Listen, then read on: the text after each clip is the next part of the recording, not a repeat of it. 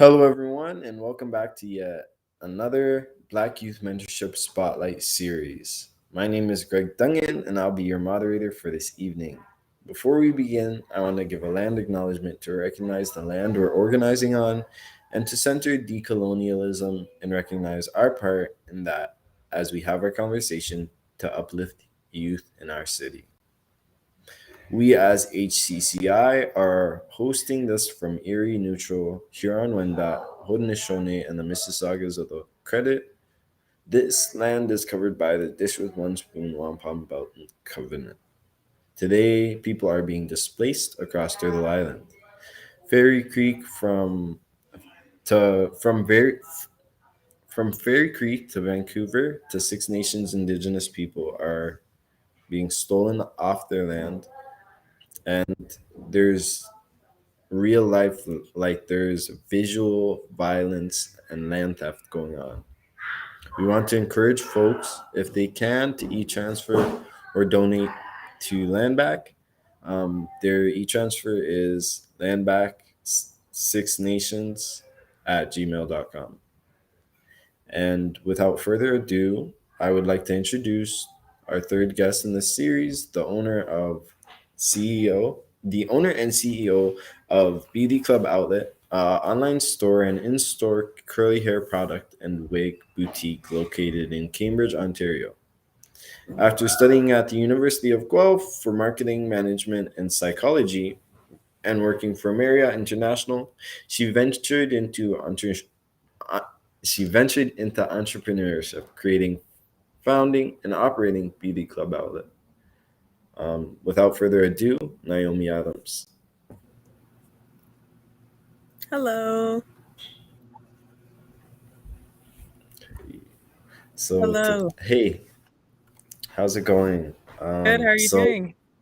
Not bad at all. After the one to one or the, I guess, in session time with the youth, we're just here on the public panel and we're asking just, the get to know you questions, and just going through it. So, my first question is, of course, tell us a bit about your experience coming to where you are today and like what your experience has been like getting in more into the entrepreneurship field, um, and just Black beauty supply overall. Yeah. So entrepreneurship is a journey. It is taking a concept, taking a dream, taking a desire, and investing in that desire with your time, with your money, with your mind, with your emotions, and trying to kind of figuring it out as you go along and build the dream that you have in your head. So for me, that journey has been, as an experience, incredible. It's also been very difficult as well. Entrepreneurship is very hard, but it's been very fulfilling and so worth it. So I've loved my entrepreneurship journey. It's been an amazing experience for me, but it has been a difficult one as well. I graduated university and I was working, sort of kind of getting into my career path. And I grew up in Cambridge, Ontario, which did not have a lot of options for textured hair care when I was growing up. And so, we would drive down to the GTA, spend $300. There was nowhere to go locally. And so my brother, who's Ashton Adams, was opening a studio in the city. And my parents had actually owned a beauty supply store in Halifax, Nova Scotia, back in the 90s. So they've sort of done this before and they had a lot of expertise. And so I kind of ran this idea by them, and it was something that they were 100% for, again, just for the community, to be able to make sure that we all had access. So we invested in 2018, we invested in opening a store at the same time that Ashton opened the studio, and wasn't really meant to grow past that, just was sort of supposed to be just, again, a store for the community. And when the pandemic hit, we moved online and we realized that this need was present in communities all across Canada. So now we have an e-commerce website that serves communities across Canada, and we have the storefront that still serves our local community with plans to grow and expand in the future.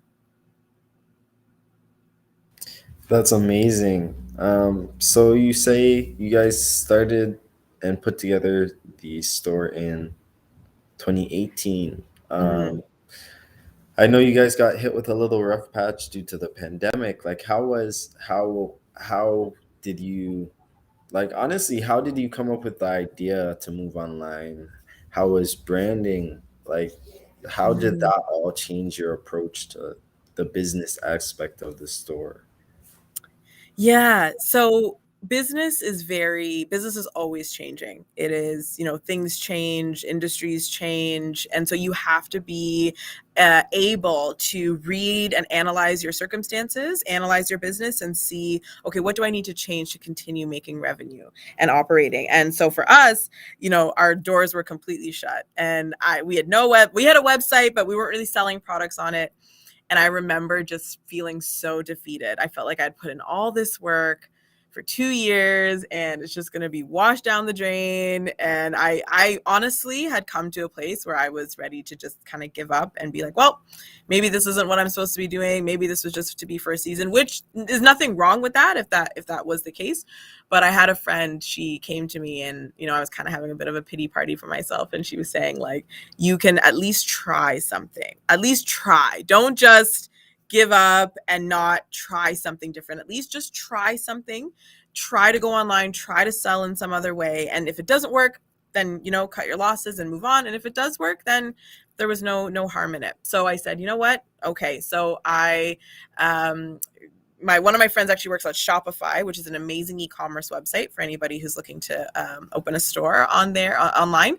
And she told me, Naomi, you need to build a Shopify website. So me, her, and one other person, we worked for 3 months and You we had built the a website. plug. Yeah, I did. That's the thing. No friends and people around you, make sure that you're reaching out to people because there's people who know more than you do. But yeah, so she helped me and we sat for 3 months. We built the website and I just stayed on Instagram Live and Facebook and was constantly just promoting online, promoting our products. And because of the pandemic, e-commerce sales had risen a lot because nobody could go anywhere to buy anything. So everyone was buying things online. And then it picked up our sales. And then as our revenue started to pick up, we were able to continue operating. And then I was able to receive some funding a little bit after that. But yeah, so it took sort of just pivoting and thinking of a new way to continue doing my business, but just not through the store. And I was able to do that online. Well, I'm so glad to hear it. We've got some more personal questions. So the first one I'm gonna ask is, what do you use on your hair? Yeah, sure. Yeah. So I use a bunch of things. So I actually try every product that I sell. So I have tried more products than you could think. But well, the majority of products. But right now I'm using Camille Rose, which is a textured hair care brand. So a Black woman owned brand from the United States. And we sell Camille Rose. I use the Curl Love Moisture Milk and the Almond Joy Twisting Butter. And so they're my go-to. And then I also use Lust brands. They're actually a brand from Canada, from Toronto, another woman-owned brand. And I use their Kinky Coily Styler, which is like a leave-in and a styler all in one. And then I just let my hair be free and moisturized. That's pretty much it. And water. Water is important. That's amazing. Yeah. I love that you also work within like the Black community. You're empowering other people as well as using their products. Like, it's Mhm. important to support, I guess, Black owned economy as well as producing that image. It's reciprocity, I guess. 100%. Yeah. What would you recommend to the Black youth to, like, what would you recommend to keep our hair safe this winter? I got dreads, so I mean, like, if you know dread specific things, we can do that. But Yeah. also, like, general things, go ahead. Yeah, for sure. Well, I'll give you a couple tips for locks for sure. So retwisting is very important. You want to make sure that you keep up with your retwisting, especially in the winter time. Go in tonight. Yes, good. Good. Yeah. Retwisting is really important. It can put a lot of pressure on the scalp when you let retwist go too long, especially if you start getting tangling in your new growth. It can put a lot of pressure on the scalp. So we really want to retwist. The other thing with locks is actually you don't want to use too much product because you don't want to cause buildup. So typically really lightweight, absorbent, water-based leave-in conditioners that you just spray on your scalp in order to give your scalp that hydration. But I would make sure, don't put too much on your actual locks themselves, but just make sure that your scalp is properly cleansed and properly hydrated so that you don't get dryness, and then keeping up with your retwisting. So that's a couple tips for locks. For regular afro textured hair, I would say protective styles is really important. So making sure that your hair is braided or twisted if you're going to be exposed to the winter air. Using ingredients called humectants. I won't get a little too deep into it, but humectants are they hold on to water and they adhere to water. So the winter air is so dry that it steals a lot of the water in your hair. So when you use more hydrating ingredients and then thicker butters like shea butter, castor oil to seal in that moisture, you're protecting the air from stealing the water. So using really hydrating products and thicker oils and butters to seal in the moisture, and as well putting your hair in protective styles like braids and twists as often as possible. Okay, that's perfect. I will look into water-based moisturizers, Yes. and I'm gonna have to Google what a humectant is still. Yeah. I appreciate your Spark Notes No description. worries. No worries. Um, what does your day-to-day look like as a business owner? And also, like, what does having a Black-owned business mean to you? Yeah, that's a big question. Well, I guess I'll start with my day to day, and then I can think of a kind of cohesive answer for your second question. But yeah, day to day for business is so the way that I structure my to do list is revenue related tasks first. So revenue related tasks are tasks that are directly linked to Make the money. either. Exactly. Intaking revenue, or processing revenue, or so basically a revenue related task is customer service. Even though it doesn't feel like it's directly connected, when a customer has a question or a customer has reached out to you with an inquiry, they have already shown interest in potentially purchasing from you, or if they've already purchased from you, they are still priority. So customer service tasks is actually what I tackle first. And then after that, I will just, I have very extensive to-do lists. So I have to-do lists categorized by the thing that I'm doing. So for example, I have a to-do list for all of my financial tasks and doing my financial tasks in the business. I have a to-do list for inventory or purchasing, so buying my product and making sure that product is always in stock.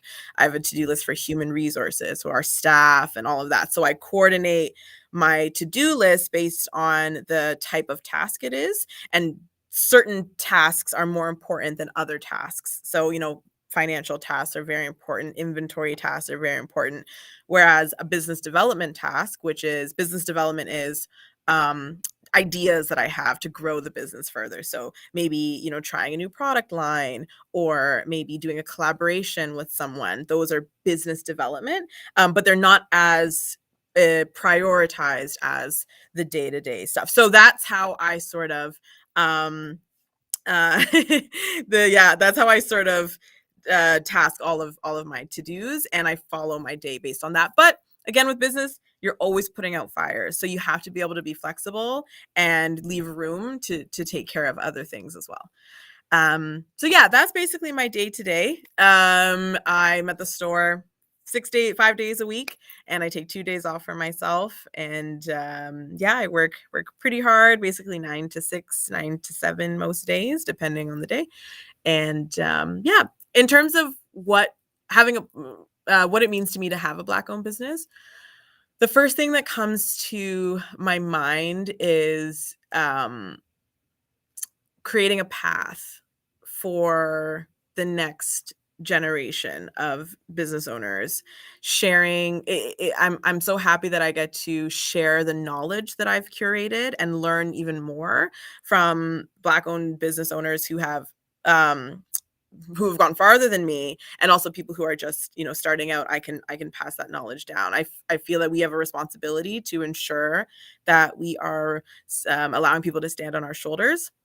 And so I just love that my goal is to build a business that can really inspire and educate and help the next generation of business owners, specifically Black business owners in this industry, to really be able to learn and start out well and start out right and avoid some of the mistakes I made and do it better than I did, and continue building up our economy. So yeah, I love that I can be in that position to do that. Honestly, that's so important.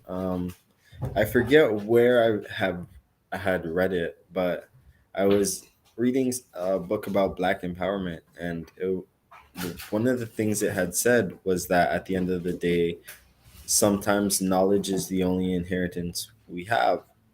And it's like Hmm. even just having the knowledge of the people who came before us and having mentorship structures out there is like a way we will continue to build up each other and uplift and empower each other. So Yeah. I think, like, yeah, you're absolutely right. To just be there and have the presence to pass along the information is so important. Mhm. For sure. Yeah. um, I'm going to ask, where do you find your inspiration today? And like Mhm. as a like just Black woman in the space you're in. Yeah, there's a couple successful Black female entrepreneurs that I really love, that I study and that I look to whenever I am looking for like advice or things like that. Rihanna is one of them. She is an incredible businesswoman. So I really like to look into her businesses and, just see whatever information I can see about how she brands herself, how she structures her businesses. So she's a big inspiration for me. A lot of Black owned, female owned brands, hair care brands that we carry, I really follow their owners. So, Camille Rose, as I had mentioned, Mael Organics, TGIM, these are all Black female owned hair care brands that have amassed international success. And I read their books. I, watch their seminars. I really am inspired by them. And they are sort of where I want to be at one day in terms of my business's success. So yeah, Black female business owners really inspire me. And I really look to them for a lot of knowledge. Yeah. Amazing. I think that Rihanna, like Rihanna 100% is an amazing businesswoman, Hmm. with Fenty, and like the fact that she went so smoothly from music to makeup, like, Hmm. and still does both. Yeah. Um, Another question I have is, like, as a youth, like before you even came into entrepreneurship, who are some of Mhm. your like foundational inspirational beings or people? Yeah. You know what? Growing up, I always, I sort of think of myself as a high achiever. I always wanted to like do the best and be the best. And I'd get a bad grade and I'd like cry, like so dramatic. But I was very, like, I always wanted to strive, to kind of be the best version of myself. And my like life icon, I know it sounds so cheesy, but is Beyonce pretty much. But the reason why is because Beyonce works so hard. Like, she is such a hard worker and she always produces excellence. And I think I really desire that and resonated with that. I played basketball growing up. So, it was like rep basketball, constantly playing Mhm. basketball and balancing school and basketball, and everything was, I felt I was always pushing myself to be more. and I always wanted to do things well. And that's the perspective that I have in my business now, is we strive for excellence and we work hard. So yeah, I think I looked up to her so much. Like I had all her CDs, like I was like her for Halloween every year. Like I just love, she just in my brain, she is the one that I always looked at and was just like in awe of all she had accomplished. But yeah, she's a pretty big inspiration for me. Another inspiration actually is Madam CJ Walker. I don't know if you've heard of Madam CJ. So she actually has given me a lot of inspiration for what we do in my business today. And different programs that we do, I've actually mirrored and mimicked stuff that she did in the early 1900s. And yeah, her story and her business model is amazing. So if you Everyone ever, go to Netflix and watch that documentary. yeah, and actually I have a cameo in it actually. So does, yeah, my mom was in it too. Oh, she was too. Yeah. So, and that's a great thing about it too, is that we were able to get so many people from the community to participate because they shot it in Cambridge, as you probably know. Yeah. So, I was just so inspired by it. And so she is a really big inspiration for me as well. And I'm so happy I was able to be, like in the set of that project for the one day, because it was so cool. But yeah, she is Yeah, also a really big inspiration for me. amazing story. Mm. Amazing story. So you you also talked about so like why not expand and go into like just this real story about Madam CJ Walker for anyone who doesn't know. Yeah. So, Madam C.J. Walker was a woman in the early 1900s. She was working as they were kind of like those homemakers at that time, like doing laundry and doing other tasks for people's homes, kind of like a maid. But she specialized in doing laundry, and she was an apprentice for Annie Malone. So Annie Malone is portrayed to be the kind of villain character in the show. Ooh, she actually wasn't. She actually was the first true Black millionaires in the US, but it's credited to Madam CJ Walker. Long story, but they were both amazing businesswomen, but they weren't rivals in real life as they were portrayed to be in the show. So she was an apprentice for Annie Malone, and Annie Malone made hair care products, that actually sort of relaxed the hair, smoothed it, and allowed you to comb it through. And so Annie Malone was selling her products in different salons and things like that. And what Madam CJ Walker did that made her different was she used a very similar formula, repackaged her own product. But what she did was she hired sales representatives. So she hired sales representatives all across the country. She actually had 75,000 sales representatives worldwide. She had sales representatives in the Caribbean, in Africa, and in the US and in Canada as well. There's actually a salon in Nova Scotia who that was not started by, but that Annie Malone's granddaughter had studied at and was started sort of as part of that kind of sales route. So that we kind of see that business model now as influencer marketing or having multiple people selling one type of product. And they were the first to really take that business model international. And she built an empire, and then she created schools and hair schools and invested in the community. She gave so much of her money back to the community. So did Annie Malone as well. They were really and they were fighting. They were advocates. They were like just incredible women who lived a really, really great life. So yeah, that's sort of kind of all over the place, but a little bit of some of the stuff that she did and accomplished. Mm, I think you did a really great job recapping that. But from both Madam CJ Walker and Beyonce, what I'm seeing is like a theme of constant like community care as well Mm, as black excellence, like seeking out excellence within mhm. yourself and within the community.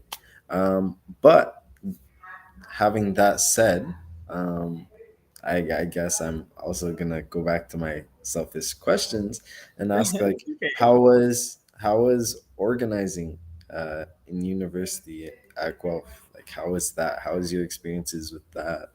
Um, Yeah. Organizing at Guelph was difficult. Um, Difficult and amazing. So I grew up in Cambridge, and as I mentioned before, we talked about before, and so I grew up with very little diversity. I had no understanding of diversity. I didn't understand my blackness. Didn't talk about my blackness. Was not really educated about the history of our people in Canada and the U.S. and worldwide, and experienced a ton of microaggressions that had just started to become normal. So when I started to go to Guelph, the University of Guelph, campus Guelph is getting more diverse, but it's still not a very diverse campus. Yeah, it's still not where it should be. And so, but for me, that was normal, right? So I never really felt kind of out of place. And I remember I commuted to school, so I didn't really know too many people, and that was very weird for me. I'm a very social person, so when I went to first year and I didn't know anybody, I was like, oh my gosh, what's happening? This is so weird. So I felt very uncomfortable. And I remember I was walking past one of the main buildings on campus, and this beautiful Black woman comes up to me. Her name's Yasmin. I'll never forget it. She was the current president of the Black Student Association at that time, GBSA. They were formerly called CJ Munford, and then we had changed the name to Guelph Black Students Association. And she comes up to me and she goes, hey, like, how are you doing? My name's Yasmin, and I just want to invite you to CJ Munford. We're the Black Student Association, and I just saw you walking. I've never seen you before, and I'd love to have you. And she was so joyful, and she's such an amazing person, and I went to learn so much from her after that. And so I was so happy because this is the first time I had really met somebody, and it was a Black woman, and she looked, and it was amazing. So I was like, sweet. So I went, and I instantly that next year and a half, I learned so much. We had discussions every Wednesday, and I learned so much about who I was, the power that I carry in my Blackness, the beauty of my natural hair. I learned to embrace it. I learned to take care of it. We just had such an amazing time. It was such a beautiful, safe space. So instantly, next year, I applied to be part of the council, and got into the nitty-gritty. It was really great being in the membership because, you just get to come, do your homework, hang out, have fun. Once you're a part of the council, now you start to see you what see it. you're dealing with. Right, exactly. So, we had basically our most of our job was dealing with um, uh, discrimination and racism that was happening to first year students on campus. Halloween was horrible. I remember like September to November, we were just dealing with so many issues of blackface and, just really racist costumes and racist caricatures. And that was around the time where Black Lives Matter was really, because I graduated in 2017. So between 2013 and 2017, there was, Black Lives Matter was really starting to kind of come into the national conversation. It was before then, but so all of that was going on, and it was a lot to deal with. So we were really going to bat for a lot of the students, and the university just didn't support us in our endeavors. They didn't stand up for us. They weren't holding people accountable. They weren't giving punishment to students who were doing, we had a case where people were dressing up as KKK members for Halloween, and like it was bad. It was bad.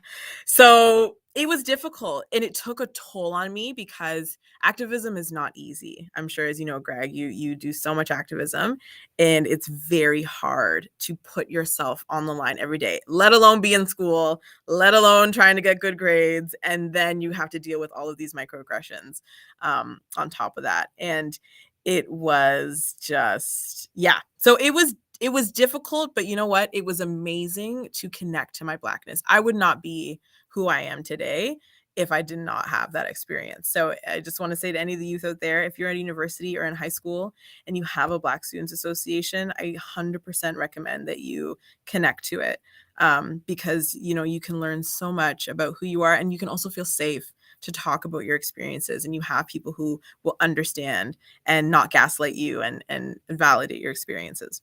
But yeah, so it was amazing, but it was hard. It was Honestly, and it's like almost once you're in that space, you start to understand just how like relative your experiences are, you know? Mhm. Mhm. But my next question essentially is, what would you like to see from the next generation of Black women entrepreneurs, and what tips do you have for Mm. them? Yeah. What would I like to see? I would like to see um I would like to see Black female entrepreneurs beginning businesses, taking the leap of faith to start, because that's really what it is. And social media today is very good at portraying this idea that, you know, you must have a successful business, and if you're an entrepreneur you're automatically successful, and that's not necessarily the case, right? It takes work, it takes effort, it takes time and investment. But I really want to see Black female entrepreneurs, if they have an idea, not just settling for, you know, the regular school route, high school then college right away, university right away. There's so many other ways to make income, or to express yourself, or to start a career. So I would love to see, you know, more of us taking that leap of faith. And for tips for Black female entrepreneurs, financial health is so important. It is so important. You need to make sure that your personal financial health is on point and intact, because business finances is no different than personal finances. It's revenue in and revenue out. How much money are you taking in? How much has that cost you? And how much do you have left over at the end of the day? And that's the same thing you do with a paycheck. You get a paycheck, you have X, Y, and Z expenses, and you should have money left over, because if you spend all of your money every month, you might as well have just not worked, because you didn't retain anything, right? And it's the same thing with business. So you want to make sure that you have a good understanding of financial health, and a good understanding of financial literacy, which, if anyone has any questions about any of that, I'm here to help you, before you invest in a business. So financial health is very important, as well as asking for help. A lot of the times Black women, you know, we are the superheroes, and we are always pushed to, you know, get the job done and put the world on our shoulders. But that the world's too heavy, girl. Like, that's gonna crush you. You need to ask for help and ask for support. So, you know, find mentors. People on LinkedIn, there are retired people on LinkedIn, and all they do is support people, mentor people. You can find people out there who can, you know, help you. So asking for help is big, big, big. Making a plan is huge, and then making sure that your financial health is important. Eat way before you start, but the plan is also very important. Everything needs to be on paper. What you're selling, who you're selling it to, how you're selling it, how much money you're making, what you're buying it for, what you're selling it for. There's so many questions that need to be asked before you invest a dime into a business idea.